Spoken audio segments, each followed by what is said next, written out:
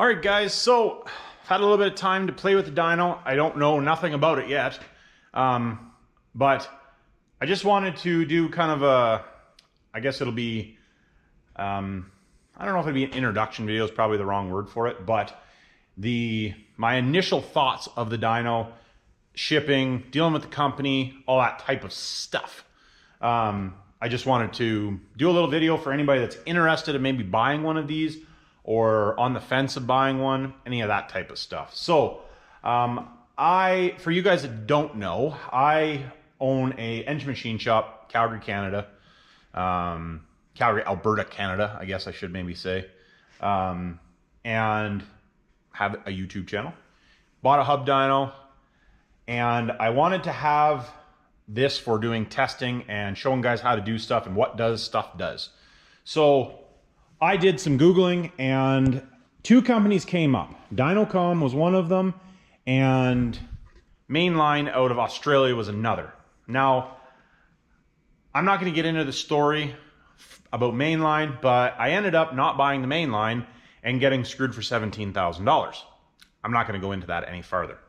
But I ended up buying the Dynocom hub dyno, and I can say, as it stands right now, it was well worth the wait. So this is the unit that I got, the DC Pod 4000 series, and the craftsmanship and all of that type of, as far as it goes, as it stands right now, everything is top notch in my opinion. You know, like for you guys that follow the channel, I do fabrication and that type of machining and all that stuff. Everything looks really nice. With shipping and all that stuff, there was no damage. I did damage it just a tiny little bit when I was taking it off bringing it in the shop with the Bobcat, but that's my fault. Well, it's on the other side, but I bent one of these louvers down just a little tiny bit. But like I said, that's cosmetic. It ain't gonna hurt anything. But like I said, as far as all the hardware, the software and all that stuff, so far everything has been flawless. I haven't had any issues. But I've probably done 50 pulls on the dyno. So not like I haven't run it, you know, well, I guess the first day we ran it for probably 6.5, 7 hours. It was never off. Obviously we weren't doing pull after pull after pull, but, and we weren't doing crazy horsepower pulls. We were like probably between 350 and 500 horsepower, but 1,000 foot-pounds of torque. So a gasser would be a pretty good lump of torque, or a pretty good lump of horsepower as far as the torque goes. So the unit, I bought 2 sets of adapters. So I bought the 8-bolt adapter set, which is made out of steel, which is these 2 pieces for both sides, these 2 pieces for both sides. And this has a little light on it. Oh, I don't have it plugged in. There's a little light here. I didn't need it because I have enough light, but might need it on that side. And then I also bought the 5-bolt adapter kit as well, which I think is one of the more commons that people buy. This one is made out of aluminum, but very nice, like beautifully machined pieces. They're not cheap pieces, but you know, when you get quality stuff ain't cheap, right? So came with all the cables and all that stuff. And then this little control box. Now I did have to buy a computer. They don't supply it with a computer, which is fine. That's fine. I went to my local computer store, which is Memory Express. Which they're literally just over here. That's where I buy all my computers, and any problems I have with computers or whatever, I let them deal with it. I am not a computer guy. I went in there, talked to one of the girls in there, and said, I brought the sheet in. I don't know where the sheet is, but I brought the sheet in, said, I need this or better. Now this computer is better than what I needed, but I would rather have something better, especially considering this is so, yeah, like, if you don't have a computer that's not up to task, I can imagine it will probably crash, you probably have problems, all that type of stuff. Now, something else, I haven't got it set up in I'm going to set it up in my tool cart actually. But something that I did buy was this, which they recommended to buy. Wasn't this exact one, but basically it's to keep the power clean as far as interference and stuff. And then I also bought a battery backup for the computer as well.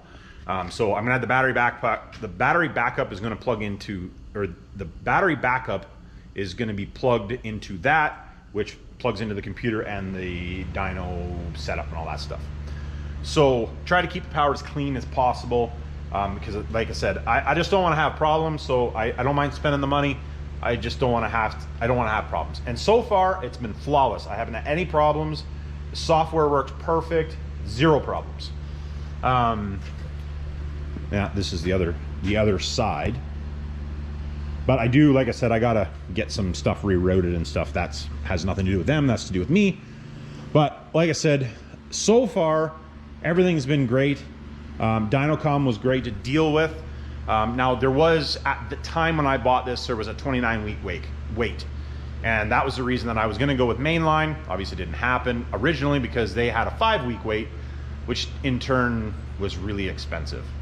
Anyways, but Allison over at Dynocom, if you guys are interested in buying, now they make hub dynos, they do wheel dynos.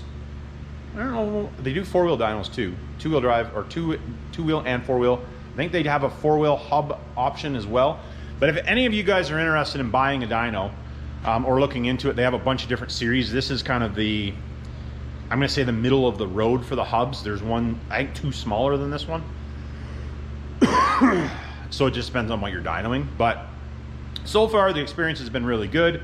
Like I said, I did have to wait for a long time, but that's just the way of the world. They were waiting on the eddy brakes, because this is an eddy brake unit. So that's, you know, kind of out of their control too. It gets to a certain point. I know what it's like running a business and you can't get stuff. It is, you can't get it, you can't get it. I'm sure they would have much rather had them sitting there and had the units all gone, because if you can't build it, you also don't make any money.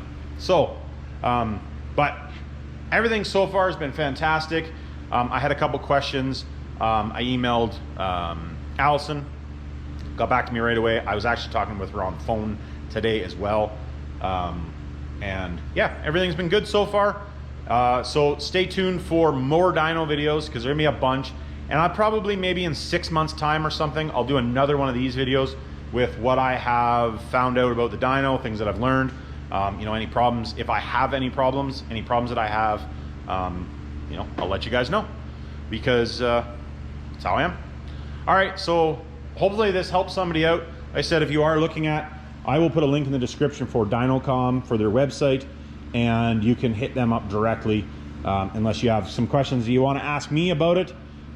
Everything seems to be pretty cool. Oh, one thing I did want to mention, these things are on wheels, so you can actually move them around. That was part of the reason. One reason I wanted them was they have some functions that a regular wheel dyno doesn't have. And you can move these around. So these are on wheels. So you literally just loosen these up. And you slide everything in, and then you can wheel it around.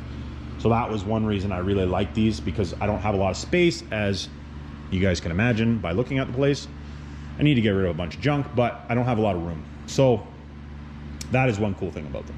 So anyways, like, subscribe, hit me in the comments, and remember, it's not rocket science. But if you're gonna be dumb, you better be tough.